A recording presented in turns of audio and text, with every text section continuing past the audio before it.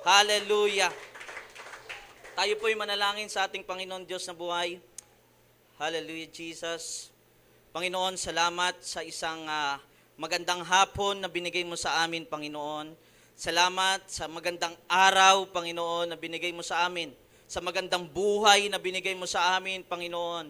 Salamat sa kalakasan, sa pagpapala, sa buhay, Panginoon, na binigay mo sa amin, O Diyos, sa protection mo, sa pag-iingat mo sa amin, Panginoon, makarating kami sa lugar na ito, O Diyos. Salamat po, Panginoon. Kaya Lord, sa lahat ng ito, Panginoon, pinapapurihan ka namin, O Diyos. Pinapasalamatan ka namin sa aming mga buhay, Panginoon. Pinapasalamatan ka namin sa simbahang ito, Panginoon. Pinapasalamatan ka namin sa pamilyang meron kami, Panginoon. Pinapasalamatan ka namin, Panginoon, sa mga kapatiran na kasama namin ngayon, Panginoon, sa simbahang ito, Diyos. Walang ibang maparangalan, walang ibang maitaas, walang ibang makilala kundi ikaw lamang, Panginoon. Hayaan niyo po na matuto kami sa iyong salita, Panginoon. Bigyan niyo po kami ng karunungan, kaunawaan, at patuloy na kaalaman, Panginoon, sa iyong salita upang mayanda namin ang aming mga sarili bilang iyong lingkod, Panginoon. Mayanda namin ang aming mga buhay, O Diyos, sa mundong ito. Hinihiling ko po, Banal na Santong Espiritu, ikaw po ang mangusap sa puso, sa isip ng mga tao na naririto ngayon. Hallelujah. Ikaw po magpaunawa sa amin ng mga katotohanan magmumula sa iyo, Panginoon. Ikaw po magpaalam sa amin, Panginoon, ng mga bagay na dapat naming malaman, Panginoon. Mga bagay na minsan namin nakalimutan, ngunit iyo pong ipaalala, Panginoon, sa amin sa hapong ito. Maraming salamat sa iyo, Panginoon. Itago mo ang iyong lingkod sa iyong likuran at mahayag lamang sa aming kalagitnaan ng katotohanan na nais mong marinig namin, Panginoon. Ito po ang aming mga sama-samang panalangin sa pangalan ng Ama, ng Anak, at ng Espiritu Santo. Amen and amen. Palakpakan po natin ang ating Panginoon. Hallelujah. So, sa gabi pong ito, I would like to share about the Bema judgment. No? The Bema judgment and reward to the faithful saint or servant. So, kaya pinamagatan po natin ito, reward for the faithful saint. Mahalaga po itong malaman ng isang Kristiyano. Mahalaga po itong malaman ng isang taong sumusunod sa Panginoon.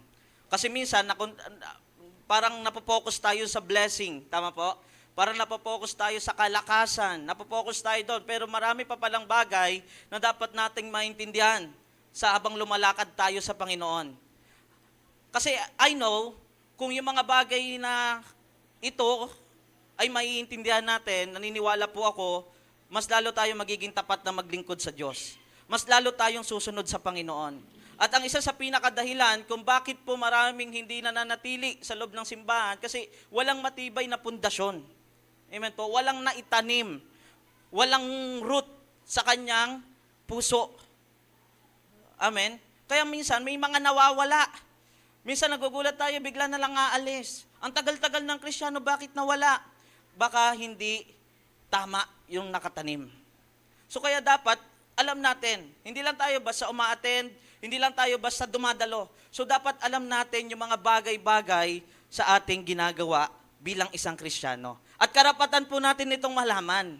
Amen? Kasi sumusunod tayo kay Lord eh.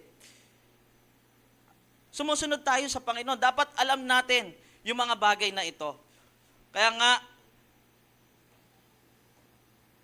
sabi dito, the great white throne judgment and the judgment seat of Christ are distinct events with the different purpose and participants.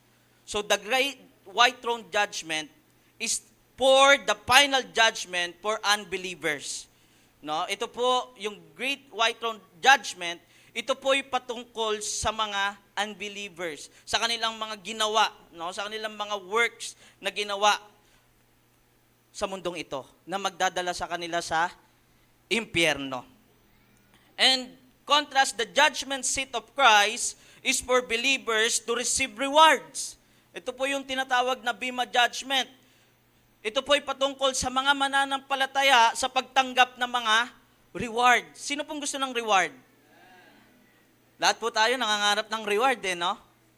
Sa school, kaya ginagalingin mo kasi gusto mo ng reward Sa isang mag-aaral, na gusto ng reward, magpupursige yan. Magsusunog kilay yan para makamit niya yung reward. Tama po ba ron? Pero yung tao na gusto ng reward pero walang ginagawa, hindi magkaka-reward yon. Bakit? Hindi ka nga gumagawa ng assignment mo Paano ka magkaka-reward? Hindi ka nga gumagawa ng project or activities. Naalala ko yung nag-aaral ako Meron po kaming quiz. Yung mga klase ko, nagpasa na ng papel nila. Ako, hindi ko binasa papel ko. Bakit? Walang sagot. Ewan ko kung naranasan nyo yan. So, noon i-expect natin sa ganun. Di ba? So, the judgment seat of Christ is for unbelievers to receive reward based on deeds done in service to Christ after salvation. What is Bema judgments or what is judgment seat in the Bible? Judgment seat translate the Greek word bema. Sa pronunciation po nito is baima. Baima, no? Which occurs 12 times in the New Testament. So judgment seat or bema is a place from which person authority dispense judgment or reward. So sa ating pong konteksto sa gabing ito, basahin po natin yung sinasabi ng 2 Corinthians chapter 5 verse 10, ang salita ng Diyos version o ASND. Sapagkat haharap tayong lahat kay Kristo para hatulan, tatanggapin ng bawat isa ang nararapat na kabayaran sa kanyang mga ginawa.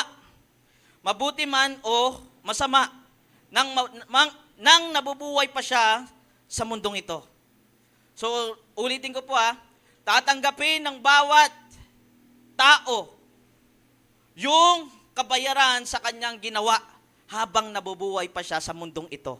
Ibig sabihin, yung rewards na ito, matatanggap lang natin yon based sa ginawa natin sa mundong ito. Tignan nyo nga po yung katabi mo, sabihin mo nga sa kanya, may ginagawa ka na ba?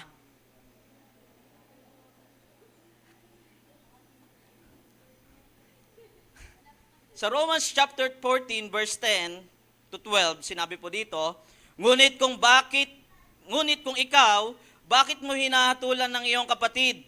At ikaw naman, bakit mo hinahamak ang iyong kapatid?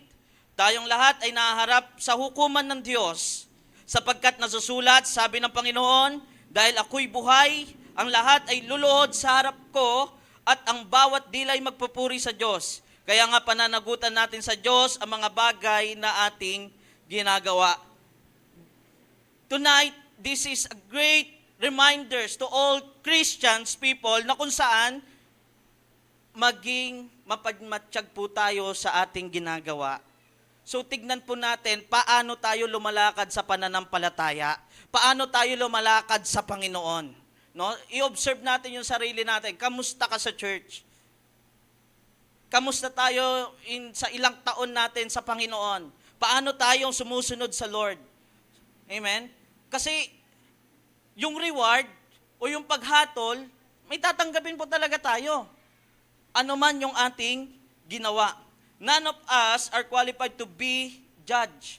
Sabi nga dito, only the Lord Jesus is qualified and all judgment has been entrusted to Him. The judgment seat of Christ involves a time in the future when believers will give account or themselves to Christ, katulad po ng ating binasa kanina na kung saan talagang haharap ang isang Kristiyano, ang isang tao sa Panginoon.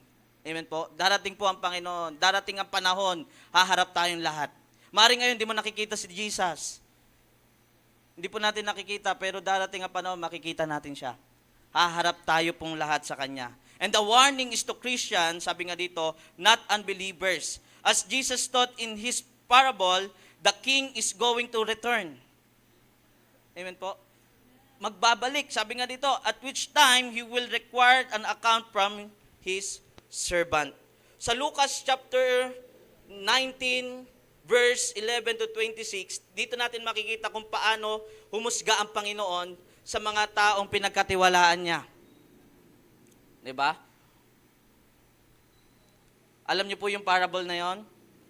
Na kung saan pinagkatiwalaan ng ilang libo yung isa? Yung isa, 1,000. Kayo po sumagot ng susunod. Yung pinakahuli, 1,000. Ano yung kasunod nun? Sino yung pinagkatiwalaan ng ilan?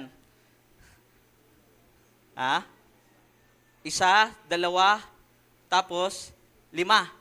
Yung 5,000 naging 10. Yung 2,000 naging yung 1,000, ano po nangyari doon? Wala. Nabulok po. 'Di ba? Napalago ng bawat isa yung mga pinagkatiwala sa kanila, pero yung isa wala siyang ginawa. So doon nakita natin kung paano humusga ang Panginoon. 'Di ba? Yung meron, dinagdagan pa. Yung wala, inalisan ng tuluyan. Ibig sabihin, sa paglilingkod natin, sa pinagkatiwala sa atin ng Panginoon, may mga bagay na kung saan talagang dapat nating maintindihan. Dapat meron tayong ginagawa sa mga bagay na pinagkatiwala sa atin ng Panginoon. Pinagkatiwalaan ka sa worship team, pues gawin mo yung trabaho mo roon. Pinagkatiwalaan tayo as church board or elders, gawin natin yung trabaho natin doon. Pero kung ikaw leader, pero wala tayong ginawa, ano nangyayari doon? Sabi ng sa 1,000, masama at tamad na lingkod. Huwag mong titignan yung katabi mo. Magiging masipag na ngayon yan. Di ba? The judgment seat of Christ different from the great white throne judgment. That will be the final judgment of the wicked prior to their being cast into the lake of fire. Sa Revelation chapter 20, verse 11 to 15, pero di ko na po nilagay yun dyan. Appearing before the great white throne will be unbelievers. Believers will appear before the judgment seat of Christ or the Bema judgment. Kaya nga po mga mananampalataya na naligtas kay Kristo, sabi dito, ay kinakailangan pa rin silang haharap sa hukuman ng Panginoon. Kahit tayo saved na, kailangan pa rin haharap tayo sa hukuman ng ating Panginoong Jesucristo, at ito ay magiging panahon ng pagsusuri at panahon ng gantimpala. Diyan tayo susuriin. Anong ginawa natin sa mundong ito? At doon tayo gagantimpalaan sa kung ano ang ginawa natin sa mundong ito. Dito po susuriin ng ating Panginoong Hesus ang ating mga gawa. Ano yung ginawa? O ano yung binigay natin sa ating Panginoon Diyos? At kung gaano tayo naging tapat. Gaano po ba tayo katapat na naglilingkod sa Panginoon? Gaano ka naging tapat sa Panginoon ngayon? Remember, ang buhay po natin, hindi natin alam. Wala po nakakaalam ng kahit sino.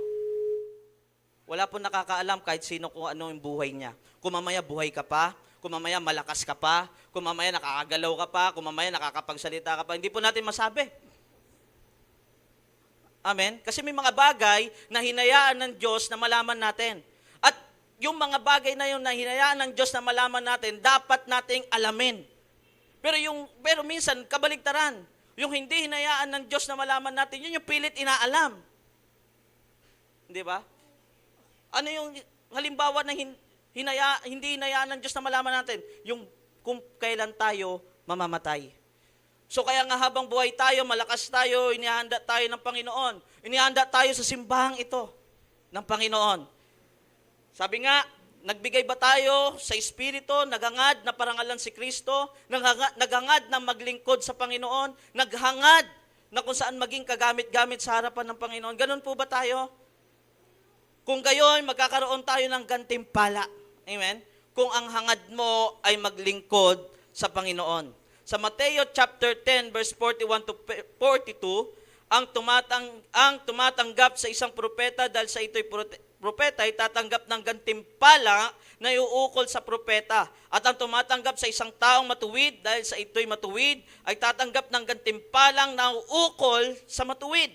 Tandaan ninyo, sino mang magbigay ng kahit isang basong malamig na tubig, isa sa mga maliliit na ito, dahil siya'y alagad ko, siya ay tiyak na tatanggap ng gantimpala. So malinaw, kapag ang isang tao gumagawa ng mabuti, ang isang taong gumagawa ng mabuti, hindi lamang po sa ibang tao, lalong-lalo na sa lingkod ng Diyos, may pagpapala. May nakahandang pagpapala. Pero kung pinapabayaan natin yung mga pagkakataong makapaglingkod tayo sa Panginoon, wag po tayo mag-e-expect. Sasabihin ko po sa inyo, wag kang mag-e-expect kung wala kang ginagawa sa Panginoon. Kung gayon, tayo ay magdurusa sa pangalawang gantimpala. Ibig sabihin, wala kang makakamit. Alam niyo po yung pakiramdam sa school, ganun eh, kapag wala kang natanggap. Di ba, no? Kita mo yung mga klase mo, kasi sa school, minsan pagalingan eh. Pataasan eh, payabangan eh, no? Tapos ikaw yung wala. Di ba, ang tingin sa'yo, ang baba. Ang tingin mo sa sarili mo, wala kang alam. Di ba? Kaya naniniwala ka na lang na wala ka ring alam, wala kang magagawa. Ikaw yung mukhang kawawa. Ganun po yung nangyayari. Ganun yung pwedeng mangyari sa oras na haharap tayo sa Panginoon. Kung wala tayong ginawang tama o mabuti sa harapan ng ating Diyos. Sa 1 Corinthians chapter 3, verse 10 to 15, ayon sa kagandaan loob ng Diyos sa akin, inilagay ko ang pundasyon tulad ng isang mahusay na pagtatayo. Ang iba naman ay nagpapatuloy sa pagtatayo ng gusali. Ngunit dapat maging maingat ang bawat nagtatayo sapagkat wala nang ibang pundasyon maaaring ilagay maliban sa inilagay na. Walang iba kundi si Kristo. May nagtatayo na gumagamit ng ginto, pilak o mahalagang bato. Mayroon namang gumagamit ng kahoy, damo o dayami. Makikilala ang uri ng mga gawa sa bawat isa sa araw ng paghuhukom. Yung gawa ng bawat isa makikilala yan.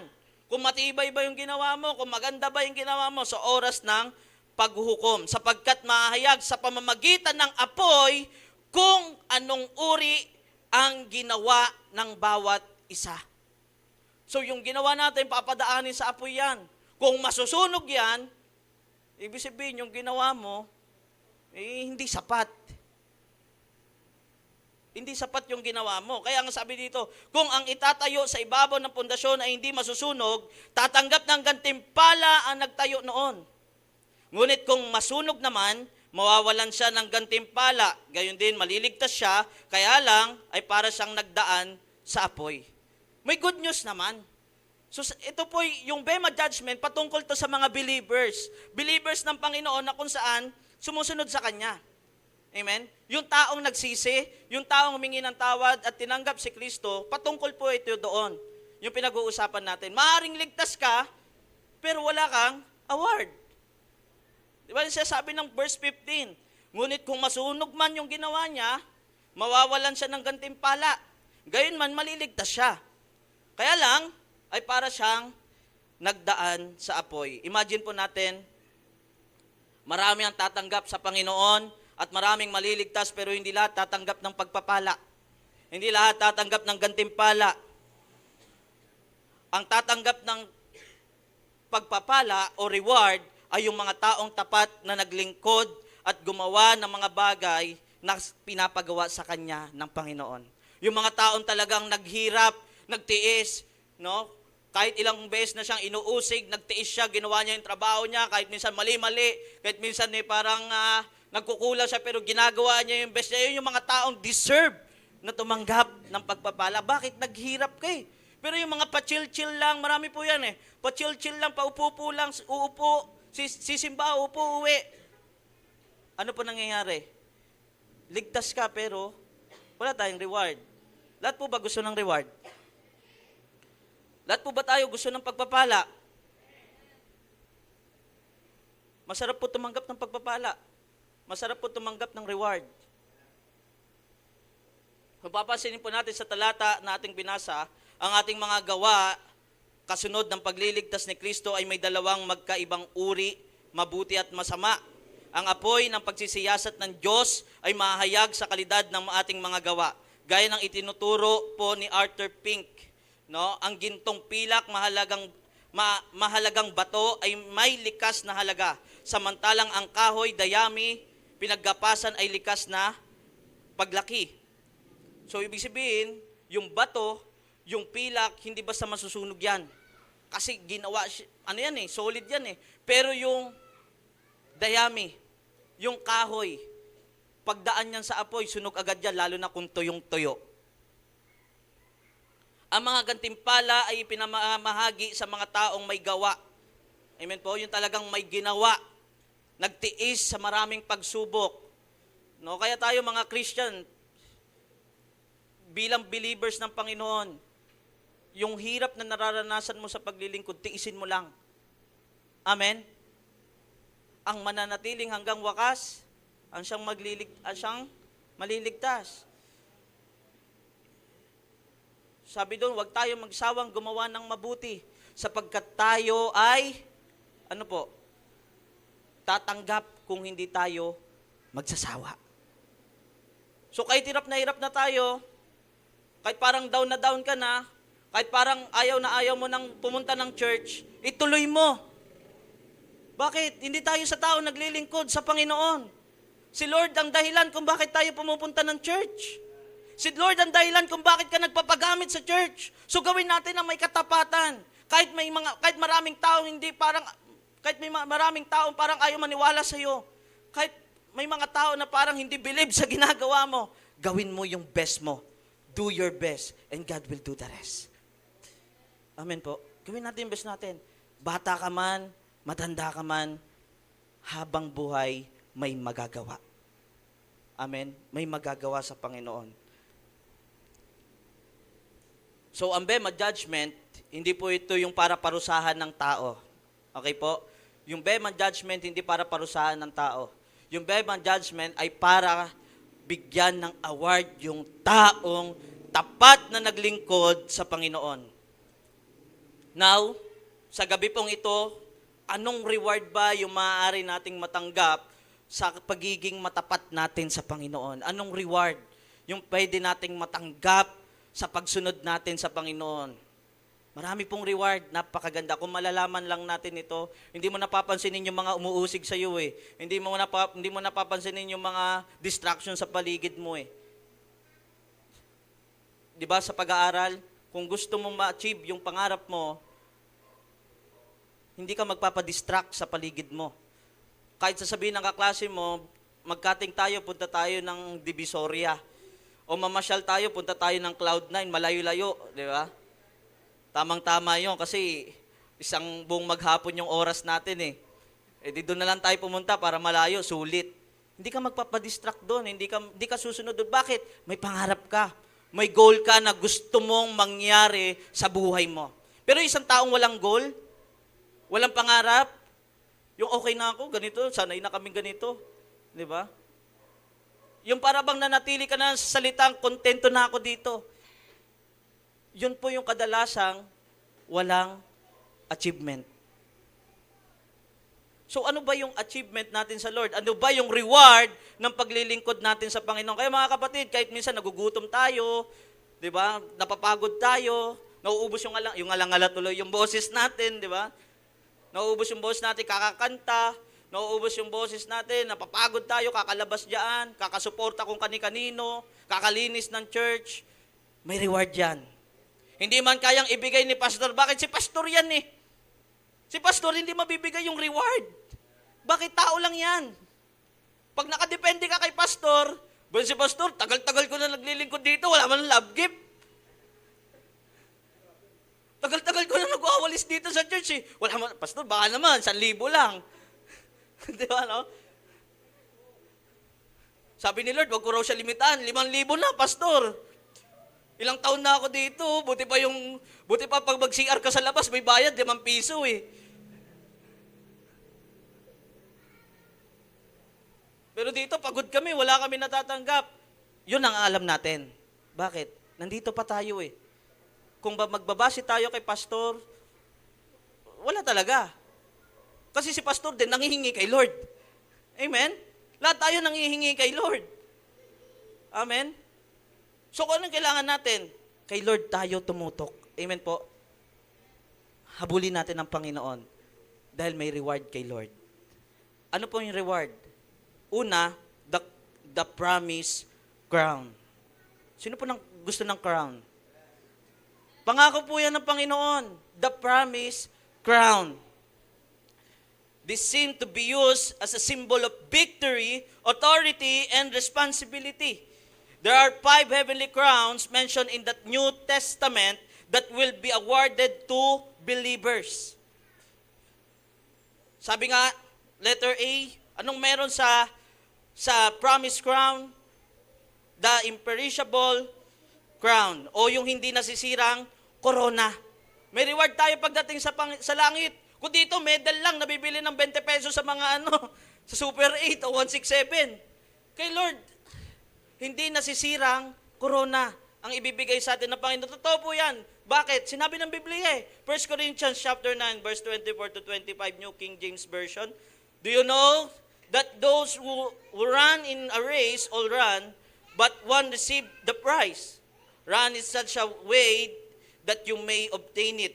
And everyone who compete, sabi nga dito, for the prize, and temperate in all things new, they do it to obtain an imperishable crown, but we pour an imperishable crown.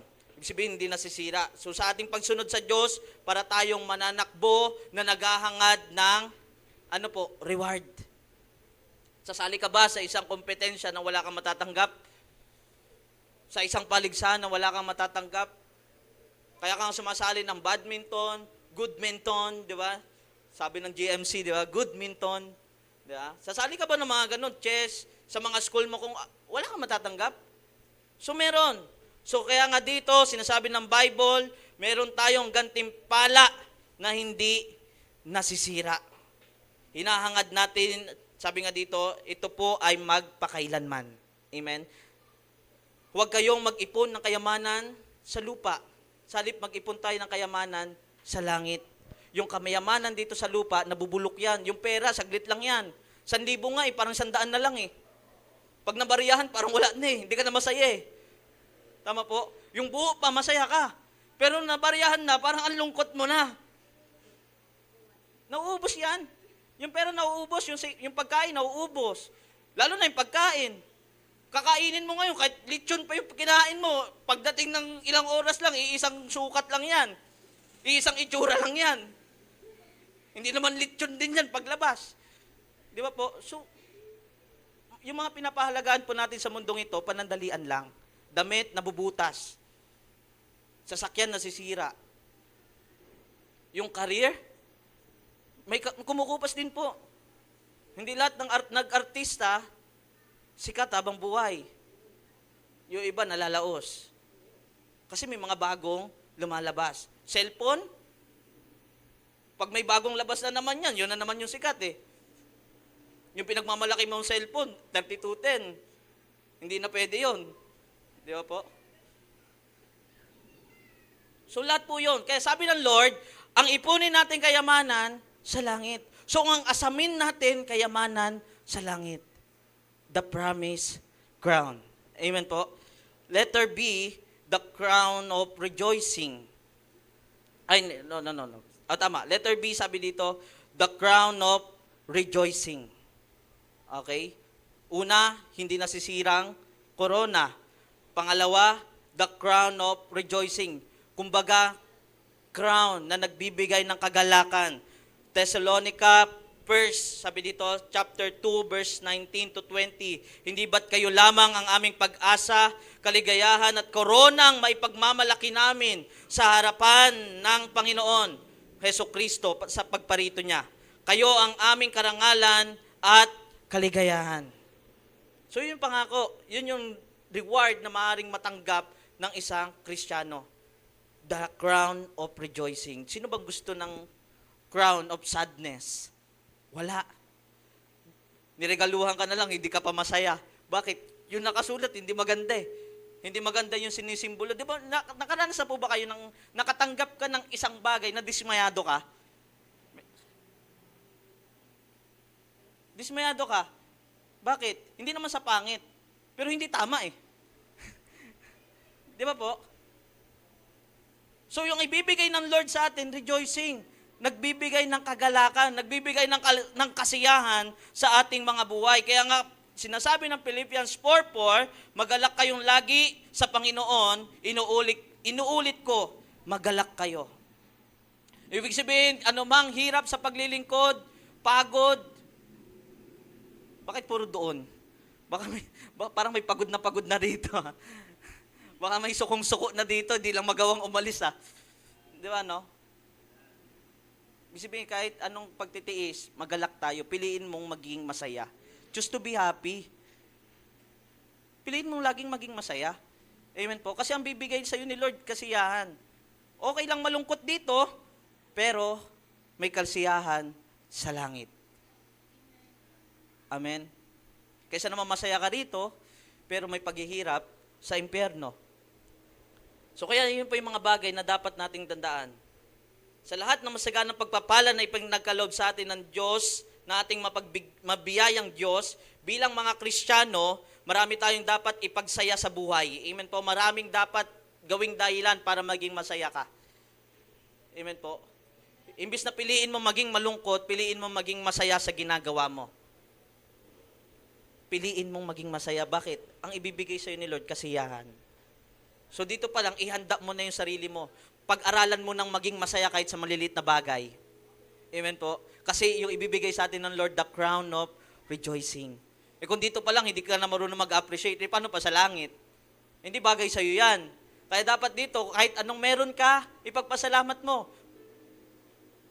Sino man yung tao na sa sayo, ipagpasalamat mo, pamilya mo, kapatid mo, kapatiran sa church, ipagpasalamat mo yan. Itong church na to, ipagpasalamat natin. Amen po. Yung mga simpleng bagay na dumadating sa buhay natin, dito pa lang, pag-aralan na nating ipagpasalamat, pag-aralan na nating maging masaya. Kasi darating ang panahon, higit pa ron yung ibibigay ng Diyos. The crown of rejoicing. And letter C, the crown of righteousness. No, yan yung mga reward. The crown of righteousness, 2 Timothy chapter 4 verse 8. At ngayon, may inalaan ang Diyos sa akin na korona ng katwiran, ibibigay ito sa akin ng makatarungang Panginoon sa araw ng paghuhukom or the Bema judgment. At hindi lang ako ang bibigyan, kundi ang maging ang lahat ng nananabik sa pagbabalik niya. Amen? Napakaganda, oh. Ibig sabihin, hindi lang siya, kundi lahat ng nananabik. Nananabik po ba tayo sa pagbabalik ng Panginoon? Amen. Maglingkod tayo. Amen po. Ang taong nananabik sa Panginoon, maglilingkod hanggang wakas. Amen? The next, the crown of glory. So napakaganda po, no? The crown of glory. Ano bang meron sa the crown of glory? 1 Peter chapter 5 verse 4, New International Version, sabi nga dito, and when the chief shepherd appears, you will receive the crown of glory that will never fade away. Amen po. The crown of glory. Sabi nga, bagamat nakikipag-usap si Peter sa mga matatanda, dapat din nating tandaan na ang korona ay igagawad sa lahat ng mga nananabik o nagmamahal sa kanyang pagpapakita. Ang salitang kaluwalhatian ay isang kawili-wiling salita na tumutukoy sa mismong kalikasan ng Diyos at sa kanyang mga aksyon.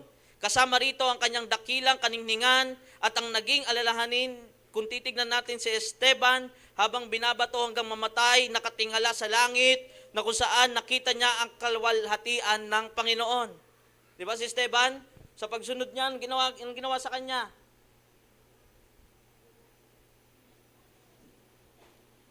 Acts chapter 7 verse 55 to 56. But Stephen, full of the Holy Spirit, looked up to heaven and saw the glory of God.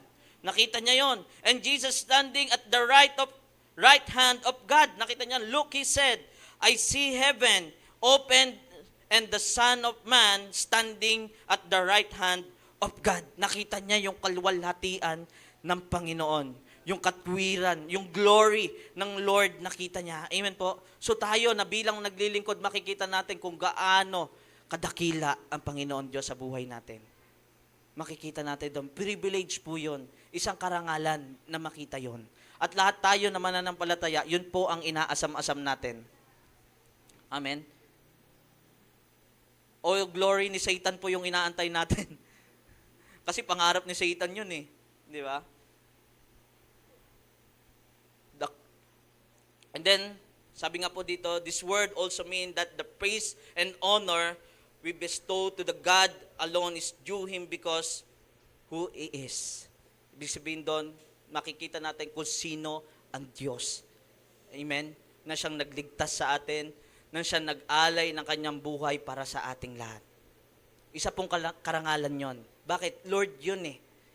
Kung presidente nga, gusto mong makita, ewan ko kung gusto niyo makita yung presidente. Di ba? O kung sino man, gusto niyo makita eh. 'Di ba? Artista nga eh, talagang magkaripas ka sa SM, makita mo lang si Joshua eh. 'Di ba? Joshua Disgracia eh. 'Di ba? Gusto ewan ko, 'di ba? Halos magkaripas sa SM, magkaripas sa ganito, makita lang yung isang tao. Eh paano pa si Lord? Amen? Kaya ka nga nagsisimba kasi gusto natin makita si Lord. Amen po. Hallelujah. 'Di ba? So, letter E, the crown of life. No? Yan yung promised crown ng Panginoon sa atin. Letter E, the crown of life. Revelation chapter 2, verse 10. Do not be afraid of what you are about supper. I tell you, the devil will put some of you in prison to test you, and you will suffer persecution for 10 days. Be faithful even to the point of death, and I will give you life as your victor's crown. Amen po. Ibig sabihin, kahit anong mangyari, kapit. Amen po. Kapit tayo sa Panginoon. Amen po. Kahit anong mangyari, kahit anong gawin ni Satanas na pang babagsak sa atin, lahat po gagawin eh. Sabi ko nga po sa aking nabasa, naipost ko to eh. Si Satanas ay expert na sirain ang church. And sino yung church? Tayo po yung church. Expert na sirain yung church. Lahat gagawin ni Satanas para mawala ka sa Panginoon. Lahat gagawin ni Satanas para hindi ka maglingkod sa Lord. Lahat gagawin ni Satanas para hindi tayo makapag-serve sa Kanya. Lahat po yun. Gagawin ni Satanas. Pero yung tao na kahit hanggang sa huling buhay niya ay maglilingkod, sabi dito, I will give you life as your victor's crown. Palakpakan po natin ang ating Panginoon. This crown is for all believers, but especially dear, sabi nga dito, to those who endure sufferings, yung mga talagang naghirap, hinarap yung mga sufferings. Sabi nga dito, we bravely confront persecution for Jesus, even to the point of death. Yung talagang kahit basain ka ng kapitbahay mo, sigawan ka ng kapitbahay mo, ingay nyo naman dyan. Naranasan po namin yan sa Masinag. Kasi subdivision po yung point ng church. Doktor pa yung kapitbahay namin. Nagugulat ako, sumisigaw sa bintana yung doktor. Ay, ang ingay nyo. Diba? Pero, kailangan mag-adjust din po tayo. Oo. Be a good example pa rin. So kaya kami, nag-adjust kami, dating 5, 10 ang kanta, 3 na lang. Apo. Dati hanggang alas 11 talagang, ngayon hanggang alas 7 lang. Pag alas 8, acoustic lang. Bawal mag-drums. Pag makulit, uwi ka na sa inyo.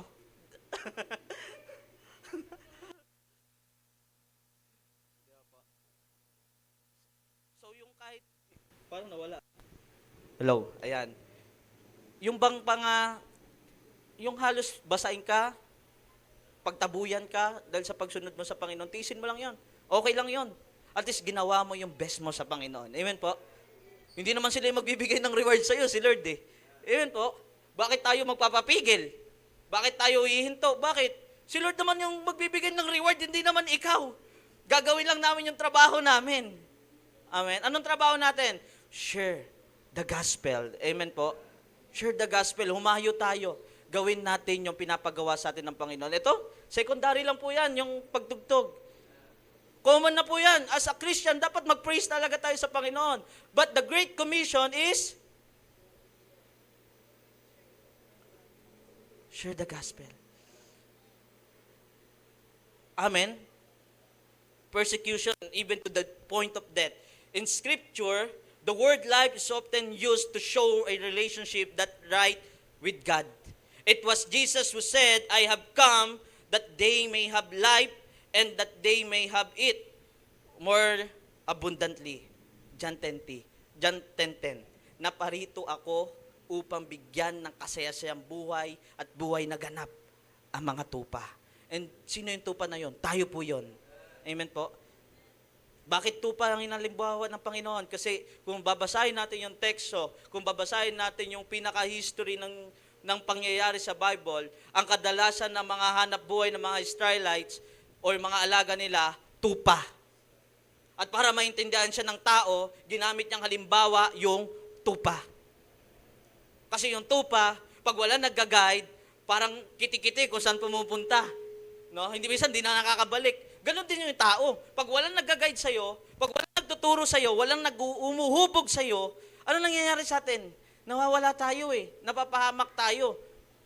Tama po? Kaya anong ginagawa ni Lord? Dinadala tayo sa isang lugar para pagsama-samahin, para dito tayo alagaan, mahalin, palakasin, at ingatan. Amen po? Yan yung trabaho ng Panginoon. Kaya sabi niya, gusto ng Lord kasi magkaroon tayo ng kasaya-sayang buhay at buhay. Hindi po basta buhay lang. Yun, nabuhay ka lang dito, kakain ka, matutulog ka, magtatrabaho ka. Hindi lang po yun. May the best na gustong mangyari ang Diyos sa ating mga buhay. Amen po. May iparanas sa ating lahat. Just as things such air, sabi nga dito, food and water and vital for our physical lives, Jesus provides us what is required for our spiritual lives. Sabi nga dito. Kaya po mga kapatid, sa buhay po natin, magpatuloy tayong maglingkod. Amen po. Kung gusto natin makamit, makatanggap ng mga rewards na ito. Hindi po ito biro, hindi po ako nagjo-joke sa inyo. Ako po pala biro ako. Pero this time, seryoso po ang Panginoon na ipaalam sa atin yung pagpapalang matatanggap natin. Kasi 'di ba? Pag ikaw yung kasi tao ganito Pag alam niya walang kasiguraduhan yung gagawin niya, hindi ka pupunta ron Hindi ka pupunta ron kung alam mong walang kasiguraduhan, wala kang mapapala Kahit nga sa church minsan may narinig ako ano ba mapapala mo? Kakasimba-simba, makakain ka ba dyan? Makakapera ka ba dyan? Yun yung narinig ko minsan Doon tayo sa barangay, may 4-piece doon, tumanggap ka ng 4-piece. Tumanggap ka ng ayuda. Sa church, wala kang matatanggap. Meron. Amen po. Yung bigas, ano lang yan, 5 kilo? Baka 2 araw lang yan Amen po, pero ibibigay ng Diyos pang walang hanggan. Amen? Pagpapala na deserve ng ICF. Amen? Deserve natin lahat. Amen po. Hindi lang po ni Pastor Louie. No? Yung crown, hindi lang kay Pastor Louie, pati po sa ating lahat. Amen po? Hallelujah. Kaya po mga kapatid, tandaan natin, may reward sa Panginoon. And second, this na dapat nating mangyari dito po sa ating mensahe, na dapat nating malaman bilang isang mga lingkod, ano po yon? The promise of heavenly treasure. So kanina, the promised crown. Ngayon, heavenly treasure. May treasure po. Amen po. May treasure sa pagsuserve kay Lord. Matthew chapter 6 verse 20. But store up for yourselves treasures in heaven where sabi nga dito, and vermin do not destroy, and where deep, sabi nga dito, do not break in steal. Ibig sabihin po, sabi nga, makakamit natin ang isang kayamanang di masisira. Walang kapintasan at di kukupas na ihahanda ng Diyos sa langit para sa ating lahat. Amen po? Makakamit natin yon, yung kayamanan na yon. Yung tao, pag nakadepende tayo sa tao, okay din. Pero ganun pa man, panandalian lang. Lahat ng ibibigay ng tao, panandalian lang. Yung kayang itulong ng tao, panandalian lang. Pero yung kayang ibigay ng Diyos, pang walang hanggan. Kaya sabi ng Lord, mag-ipon tayo ng kayamanan. Kaya wala namang masama magpayaman, no? Hindi masama magpayaman, hindi masama bumili ng mga luho mo, sasakyan, or mga bagay-bagay na meron ka. Hindi po masama yon. Ang masama, kung dahil sa mga bagay na yon ay mawawala tayo sa Panginoon. Amen po? Yun ang masama.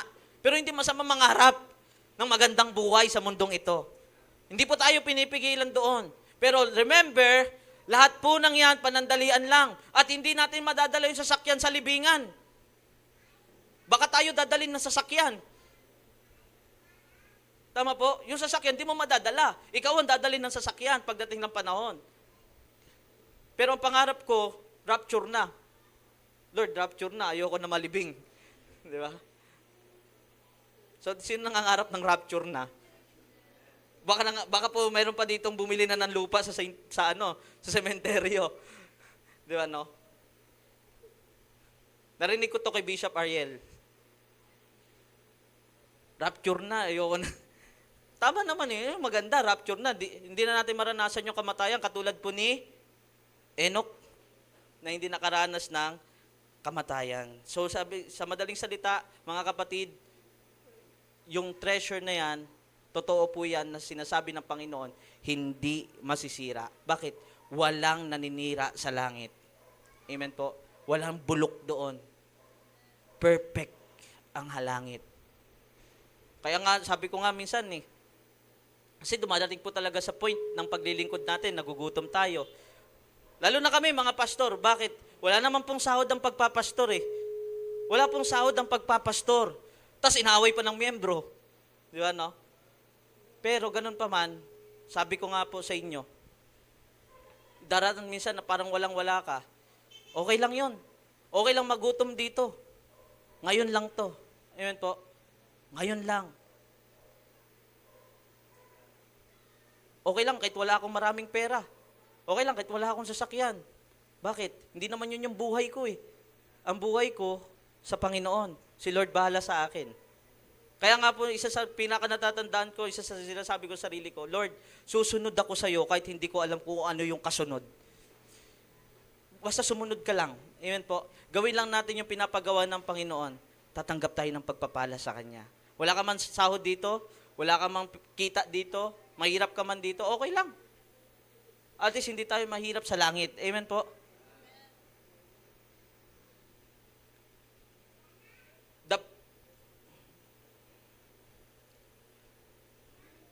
Sa pangatlo po, sabi diyan, the promise of accolade, sabi nga dito, or commendation. O yung mga kung saan na mga pangako po na maaari nating maranasan. Yung mga authority na pwede nating maranasan. Sabi nga dito, Matthew chapter 25 to 21, His master replied, well done, good and faithful servant.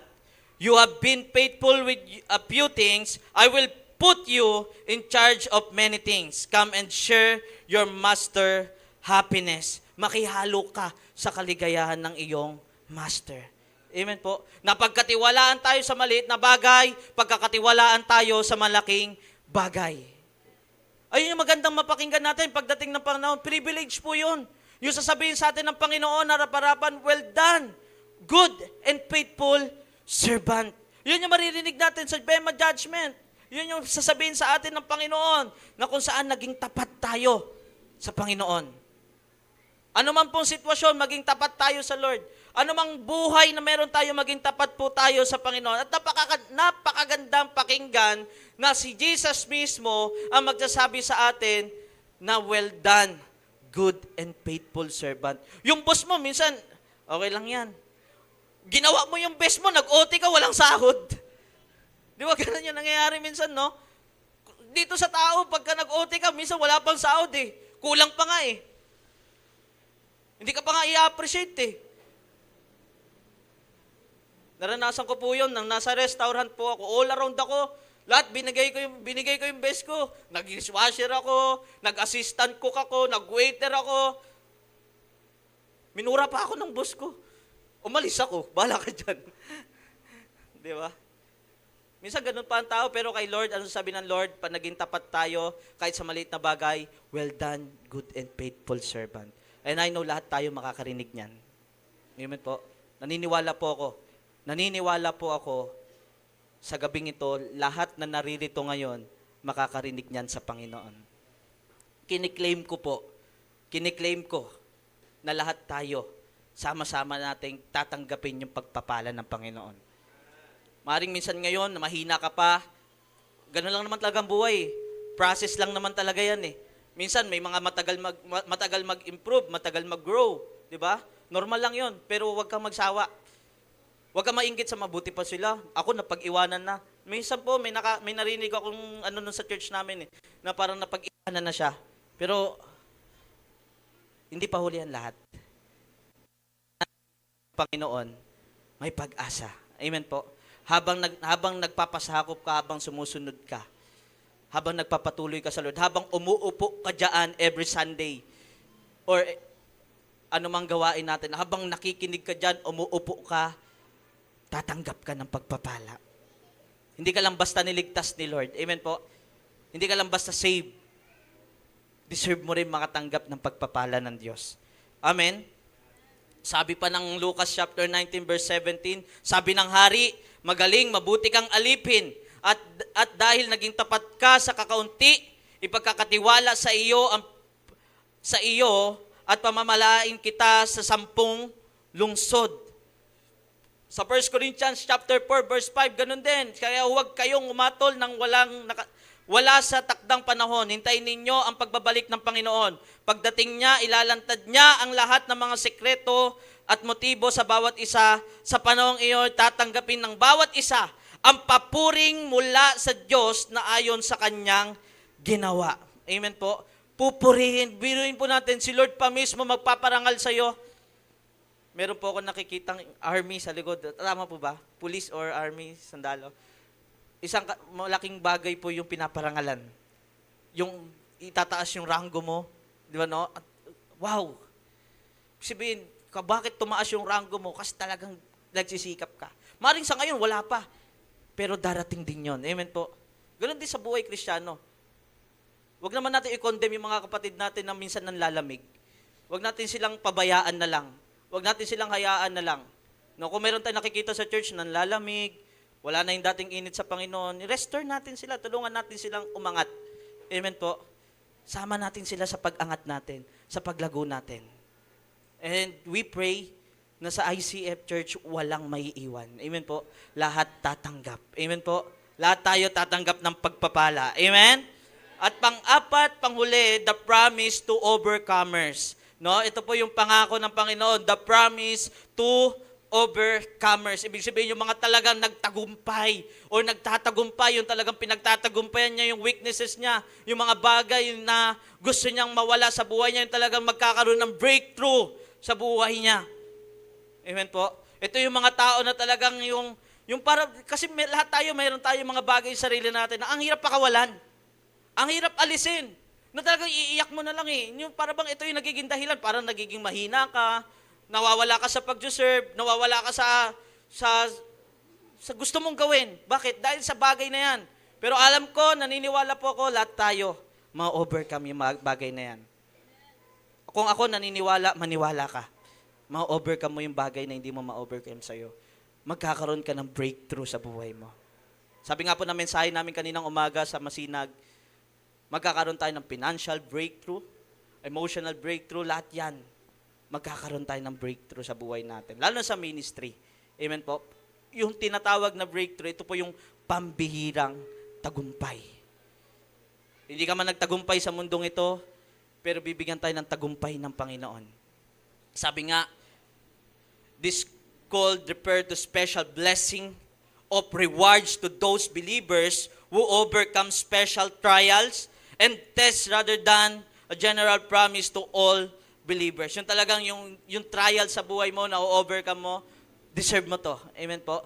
Yung promise ng Panginoon sa mga nagtatagumpay. Ano ba sabi ng Revelation chapter 2 verse 7? Kayong nakikinig, pag-isipan ninyo mabuti ang sinasabi ng banal na espiritu sa mga iglesia.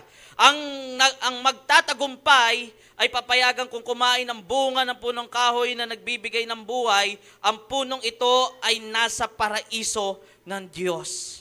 Amen po. So magkakaroon tayo ng authority na kunin yung mga bagay na yon dahil nagtagumpay tayo. Kaya wag mo hayaang maging talunan ka, kapatid. Amen po.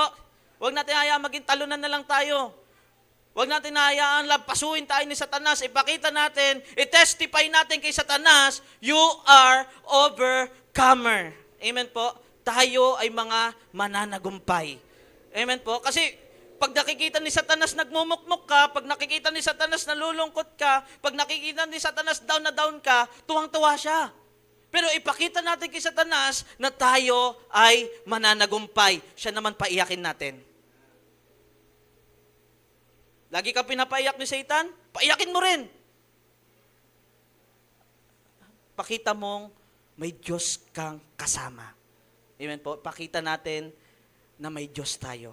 Lord, kahit anong mangyari, kamatayan lang ang makakapahinto sa akin sa ginagawa ko. Amen. Sana sa paglipas ng panahon, lalo na po sa mga bagong generation ngayon, sana sa paglipas ng panahon, andun pa rin tayo. Lilipas yung 10 taon, 20 years, hanggang sa magkapamilya ka, nawa nandito ka pa rin. Amen po? Huwag natin iwan yung church kasi ganito yung church, ganito si pastor, ganito yung kapatiran namin. No! Huwag na huwag kang titingin sa kapatiran mo. Huwag na huwag kang titingin sa pastor mo. Huwag na huwag kang titingin sa sitwasyon ng simbahan ninyo. Pag yan ang tinignan mo, distract ka, bagsak ka. Kaya nga sa mga klase mo, pag exam, huwag na huwag mong titignan. Di ba? Huwag na huwag kang titingin. Pag may nagle-lesson, nagtuturo ang teacher, huwag na huwag mong papakinggan yung walang kakwenta-kwentang tanong o walang kakwenta-kwentang bagay. Mag-focus ka. Amen po? Kasi pag nakapokus tayo sa Panginoon, magtatagumpay tayo. Mararating natin yung goal natin. Kaya nga po, kayong, sabi dito, Payag 2:11, kayong nakikinig, pag-isipan ninyong mabuti ang sinasabi ng banal na Santong Espiritu sa mga iglesia. Ang magtatagumpay ay hindi makakaranas ng ikalawang kamatayan. Ibig sabihin yung magtatagumpay sa mundong ito, hindi makakaranas ng ikalawang kamatayan. Ano ba yung unang kamatayan? Ito po yung katawan natin ay higa sa kabaong. Ito po yung mabubulok sa lupa. Ito po yung iiwan na lang diyan pagdating ng panahon. Yun yung unang kamatayan. Yung pangalawang kamatayan, ito po yung pagkahiwalay sa Diyos. Amen po? Kung mapagtatagumpayan natin yung gawa ni Satanas, yung mga pangihimasok sa atin ni Satanas, mapagtatagumpayan natin yung mga laban natin sa mundong ito, hindi natin mararanasan yung pangalawang kamatayan. Walang pupunta ng impyerno. Amen po? Lahat tayo tatanggap ng Bema Judgment. Amen po? Hallelujah. Walang pupunta ron. Hindi mo mararanasan yung pangalawang kamatayan. Ano ba yung pangalawang kamatayan? Yung pagkahiwalay sa ating Panginoong Diyos. Hiwalay ka na nga dito sa lupa, hiwalay ka pa sa Kanya pagdating ng panahon. So, hindi maganda. Amen? So, isa pa, mahirap ka na nga dito sa mundong ito. Pagdating pa naman sa langit, mahirap ka pa rin. Di ba? So, nangarap na lang din tayo, sulitin na natin. Lubusin na po natin yung pangarap natin. Hindi lang dito sa mundong ito, maski pagdating ng panahon. Amen po, nauuwi tayo sa Panginoon. I-make sure natin, pagdating ng panahon, uuwi tayo kay Lord, tatanggap tayo ng reward. Amen? Tatanggap tayo ng pagpapala. Hindi pa pala last yun, kala ko last na eh. Pang last, ito pala yung last, number 5. So, the promise of special responsibility and authority of the Lord's possession, sabi nga dito, o ang pangako sa mga espesyal na pananagutan o otoridad sa mga pag-aari ng Panginoon. Ito po yung kung saan mararanasan natin yung mga pag-aari ng Lord. Mahawakan natin, mauupuan natin yung mga bagay na pag-aari ng Panginoon. Mateo chapter 19 verse 28, sumagot si Jesus, sinabi ko sa inyo ang totoo, darating ang araw na babaguhin ng Diyos ang mundo. At ako na anak ng tao ay uupo sa aking trono. At kayong mga tagasunod ko ay uupo rin sa 12 trono upang husgahan ang 12 lahi ng Israel. Pero yun po, tignan po natin, no? Isa ka sa uupo sa tronong yon. Amen po? Isipin, pribilehiyo po yun. Para pong ito, na nakatayo po ako sa inyong harapan, privilege po ito. Pribilehiyo po na makapag-speak ako sa inyo. Isa pong karangalan yon. Kasi ang pangarap ko talaga, hindi lang ako sa Masinag. Ang pangarap ko kahit sa ibang bansa. Yun po yung dream ko eh. Sabi ko, Lord, magpipreach ako sa isang napakalaking Colosseum. International. Yun po yung pangarap ko. And nothing is impossible. Kaya sabi ko, Lord, igagrab ko yung pag-preach dito sa Tondo. Kaya sabi ko kay Pastor Louie, Pastor, i-claim mo na. Kasi naghahanap po ng speaker na magpipreach. Sabi ko, Pastor, i-claim mo na. Ibig sabihin po nun, ako na, Pastor. Sa madaling salita, ako na, Pastor. Amen. Kasi po karangalan po yun eh. Amen po. Lalo pa kung kasama natin ang Panginoon doon sa langit. Nauupo tayo, uupo ka sa harapan. Yung pag-upo nga lang sa harapan, karangalan yun eh. Lalo na sa mga special na gawain, yung mas bibigyan ka ng prioridad, karangalan po yun.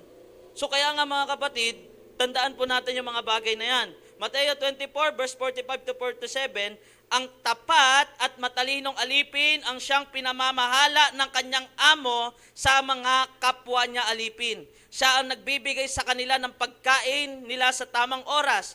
Mapalad ang aliping iyon kapag nadatnan siya ng amo niya na gumagawa ng kanyang tungkulin. Sinasabi ko sa inyo ang totoo, pamamahalain siya ng kanyang amo sa lahat ng mga ari-arian nito. And sino ang Amen? Lahat ng ari-arian ng Panginoon, paghaharian natin. Tulad po nitong ginagawa ko, nagsasalita ako sa inyo, sa inyong harapan. Nangangaral po ako, hindi galing sa akin, kundi galing sa Panginoon. Karangalan po iyon. Hindi po lahat nakakatayo dito. Hindi po lahat nakakapagbahagi ng salita ng Panginoon. Isang karangalan ang magbahagi ng salita ni Lord. Bakit? Pinagkatiwalaan ka ni Lord. Ginawa ka ni Lord ambassador. Amen po. Itinaas ka ng Panginoon. Amen po. Ipinapakilala ka ng Panginoon. Yun po yung mararanasan ng isang taong tapat na naglilingkod sa Kanya. At marami pa pong mga verse yan sa Matthew chapter 25 verse 21 to 23. Ganon din po sa Revelation chapter 2 verse 26 to 27. Kaya nga po mga kapatid, tayo po ay inaanyayahan na hindi lang natin basta tanggapin si Kristo o hindi lang tayo basta magsisi o lumayo sa kasalanan. Ine-encourage po tayo na kung saan mangarap na mas higit pa doon. Huwag tayo makontento na okay na yon, tinanggap ko naman si Jesus eh. Okay na yon, nagsisi naman ako ng kasalanan ko eh. Okay na yon, nagbago naman ako eh. Maghangad tayo na makapaglingkod sa Diyos. Kaya na, sa gabi pong ito, ina-encourage ko yung mga tao rito na hindi pa nagagamit ng Panginoon. Paggamit mo na yung buhay mo. Ayan po. Amen? Paggamit mo yung buhay mo. Mag-commit ka uli. Balik ka sa ministry. Kung ikaw yung taong nawala sa ministry, balik ka. Magpasakop ka uli. Sumunod ka uli. Amen po? Kasi ang may ginagawa, ang siyang tatanggap. Ang sarap po kaya pakiinin ng taong talagang masipag. Yung talagang kahit pagod-pagod na siya, yun yung gusto kong ako po as a pastor, yun yung gusto ko sa isang tao, lalo na sa mga youth namin. Kapag nakikita kong talagang pagod na pagod sila, hirap na hirap sila doon, yun nasisiyahan ako pakainin. Nasisiyahan ako ipasyal, nasisiyahan ako i-treat sila. Bakit? Deserve nila yun eh, napagod sila eh. Amen po? Napagod sila, naghirap sila. Ang sarap tulungan. Pero yung ano kayang feeling? Yung taong tanghali na, hindi pa nagigising. Alas 11 na magising, hindi na nakapaghugas ng plato sa bahay, hindi na natulungan yung nanay maglaba. Nay, may mga anak po ba kayong ganon? Ano pong pakiramdam ninyo? Yung ikaw lang kumikilos yung anak mo, alas 5 na ng hapon, di pa rin gising. Di ba po? Ang hirap pag may kasama kang tamad, kahit nga sa mga school eh. Di ba? May groupings. Yung kasama mo, tamad. Ikaw lahat sasalo ng para pumasa ka. Di ba, no? Di ba, maiinis ka eh. Hindi ka matutuwa eh. Kaya sabi ng Bible, huwag mong pakainin yung tamad. Kaya sabi rin ng Bible, itapon sa apoy, masama at tamad na lingkod. Pero ang sinabi ng Lord sa taong may ginawa, sa taong nagsipag, nagtiis, naghirap, lahat, sa dami ng utos ni Pastor, talaga, go lang, sige, for the Lord naman eh. Di ba? Kahit walang sahod. For the Lord naman. Yun laging reminder, yung laging inaano mo sa isip mo, for the Lord naman, okay lang, lahat to gagawin ko. For the Lord naman, for the Lord naman, for the Lord naman. Tatanggap ka ng pagpapala ng Panginoon. Amen? Kasi sa lahat ng ginagawa natin, ino-honor natin ang Panginoon. Nagiging tapat tayo sa Panginoon. Sabi nga, kung ikaw man kumakain, umiinom, kumakain, gawin natin ang lahat para sa kapurihan ng ating Panginoon. Kaya kung ano man yung ginagawa po natin ngayon, gawin mo para kay Lord. I challenge you, gawin mo para kay Lord. Hindi ka magpapagamit para magpasikat sa unahan. Hindi ka magpapagamit para makilala ka ng mga tao. Hindi ka magpapagamit para masabing kagamit-gamit ka. Magpagamit ka dahil gusto mong magpagamit kay Lord. Amen po? Gusto mong maglingkod kay Lord. Gusto mong sumunod kay Lord. At sabi nga po, hindi lang tayo ini-encourage na maligtas. Hindi lang po basta tinanggap natin si Kristo, nagsisi at lumayo sa kasalanan para maligtas. Iniimbitahan din tayo na gampanin ang ating mga responsibilidad. Kung may pinagkatiwala sa ating responsibilidad, gampanan mo yung kahit opening prayer. Agahan mo, kapatid. Ayan po yung nagiging problema. May Sunday service. Yung opening prayer, magsisimula na, wala pa. Sinong sasalo? Si pastor. Sige, ikaw na, worship leader. Di ba? Gampanan natin kahit simpleng gawain. Amen po. Lahat ng yan mahalaga. Kahit taga-ayos na ng upuan, mahalaga yan sa Panginoon. Kung wala ka nag-aayos ng upuan, sino mag-aayos ng upuan? Amen? So mahalaga ka. Kahit taga-ayos ka lang ng upuan, kahit taga-bukas ka lang ng gate, lahat yan may halaga sa Panginoon. Nakikita ni Lord yung ating mga ginagawa. Basta tapat mong ginagawa. Amen po. Wag kang, ito po i-remind ko lang po kayo, kung magpapagamit tayo sa Lord, kung kikilos tayo para sa Panginoon, gawin natin ng buong puso. Kung makikinig tayo sa pastors natin, sa mga leader natin, magpasubmit po talaga tayo. Bakit?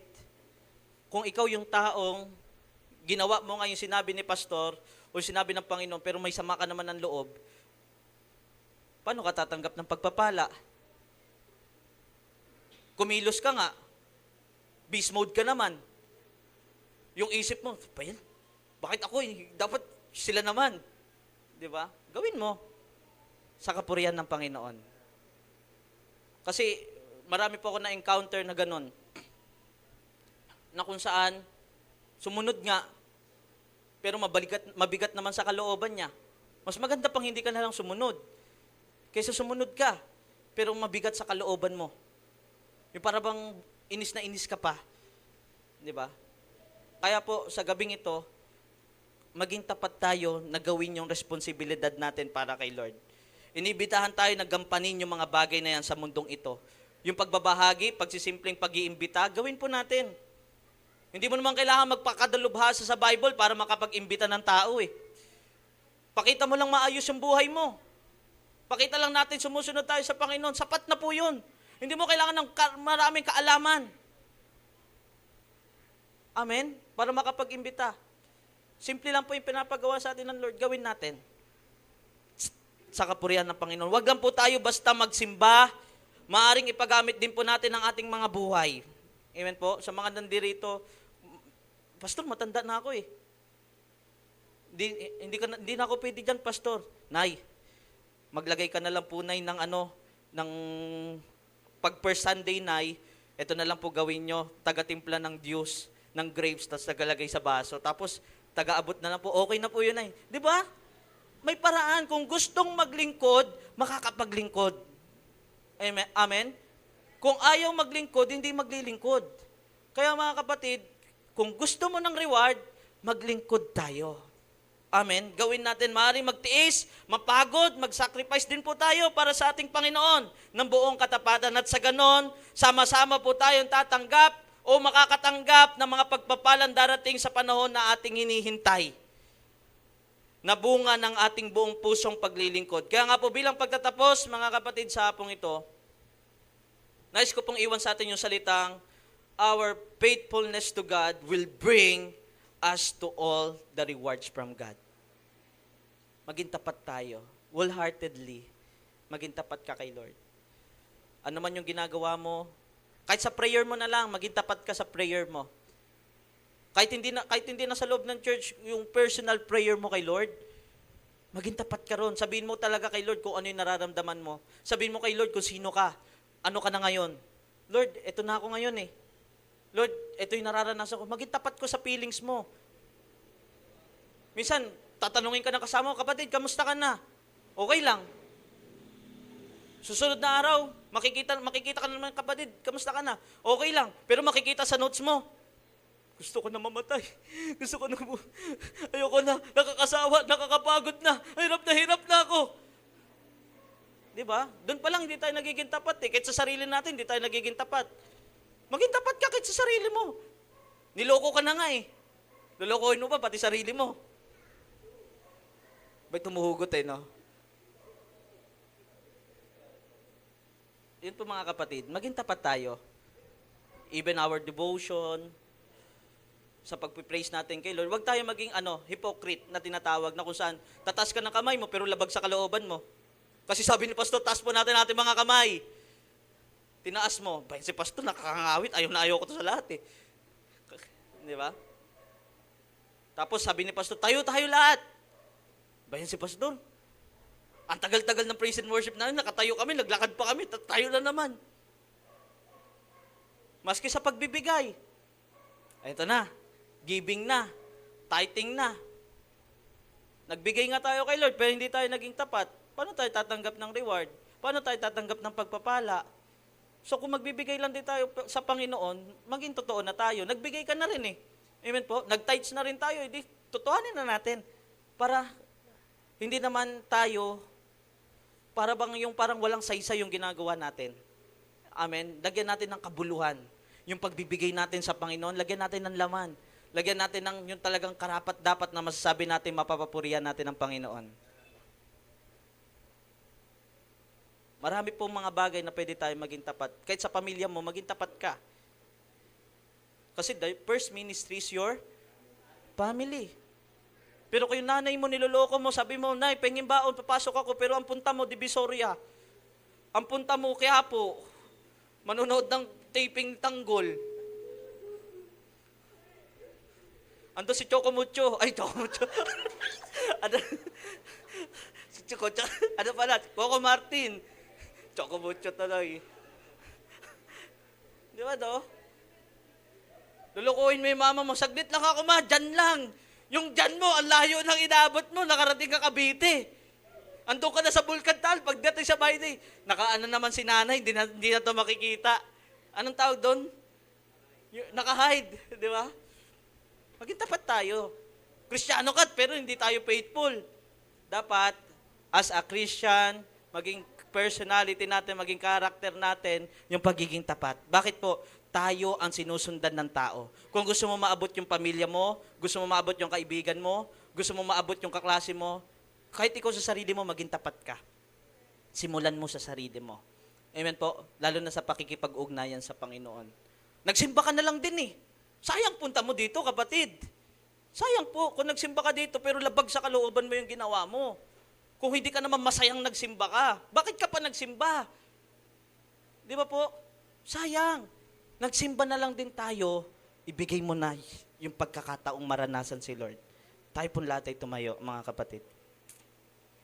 Pwede po ba tayong mag-play ng sounds? Hallelujah. Nagpunta na rin po tayo dito sa church na to. Huwag kang papayag na hindi mo mararanasan si Lord. Amen. Maganda po itong gabing ito, mga kapatid. Itong gabi na to, ilagay natin sa sarili natin. Sabihin natin sa sarili natin na, Lord, isa ako sa tatanggap ng pagpapala mo. Hindi ako taga-simba lang. Hindi ako attendees lang. Hindi ako pandagdag lang sa bilang. Lord, may maganda kang gagawin sa buhay ko. Nandito ka na lang din Bakit hindi pa natin i-desire yung gustong gawing maganda ni Lord sa buhay mo? Amen? Yun po ang dahilan kung bakit tayo nag-church. Dapat yung church na ito maging place of hope. Amen? Dapat yung church na to maging people of promise. Maranasan natin yung pangako ng Diyos. Huwag nating maliitin yung simbahang ito. Hindi man to katulad ng iba na napakalaki. Kahit saan pwede mo matagpuan si Lord. Maging tapat tayo kay Lord. Bakit po? Remember lang po, unang naging tapat sa iyo si Lord. Hindi ka niloko ni Lord. Hindi ka iniwan ni Lord. Paalala ko lang po sa inyo, hindi tayo iniwan ni Lord. Hindi tayo niloko ni Lord. Iniwan tayo ng taong mahal natin, pero si Lord di kanya iniwan. Kahit namatay siya, andyan pa rin siya.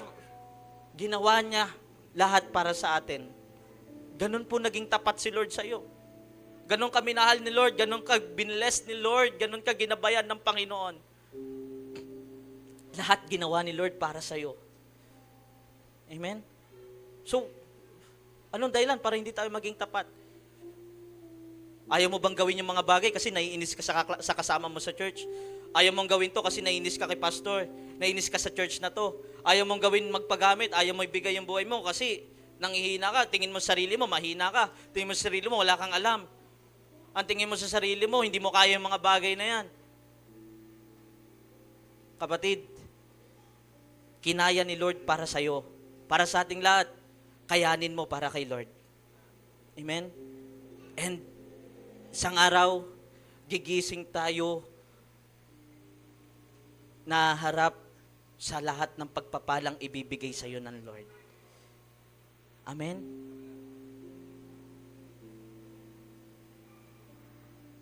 Ikaw yung magiging yung talagang yung kumbaga outstanding ka. Lahat. 'Di ba? Yung achievement mo, ang ganda. Nakalagay doon, no? Best in evangelism. Best in discipleship. 'Di ba? Kahit tagalinis lang, may best 'yun. Amen? Be faithful to God. If you want to receive the reward of the Bema judgment, of the judgment seat of Christ, be faithful to the Lord Jesus. Let's close your eyes and feel the presence of God. Come on, let's feel the presence of the Lord Jesus Christ. Kausapin mo si Lord, sabihin mo, Lord, babalik na ako sa iyo. Lord, magdilingkod ako ng tapat sa iyo kahit wala akong sinasahod sa simbahang ito. Lord, kahit ganito lang ito, mamahalin ko to kasi minahal mo ako. Unconditional yung pagmamahal mo sa akin, Panginoon. Buhay mo nga, Lord, inalay mo sa akin. Yung dugo mo, inalay mo sa akin. Para mapagaling ako. Para magkaroon ako ng pag-asa. Para makabangon ako. Dating pabagsak na ang buhay. Dating pasira na ang buhay. Pero inaahon mo ako, Lord. Ngayon pa ba ako hihinto? Ngayon pa ba ako titigil? Ngayon pa ba ako hindi magpapatuloy?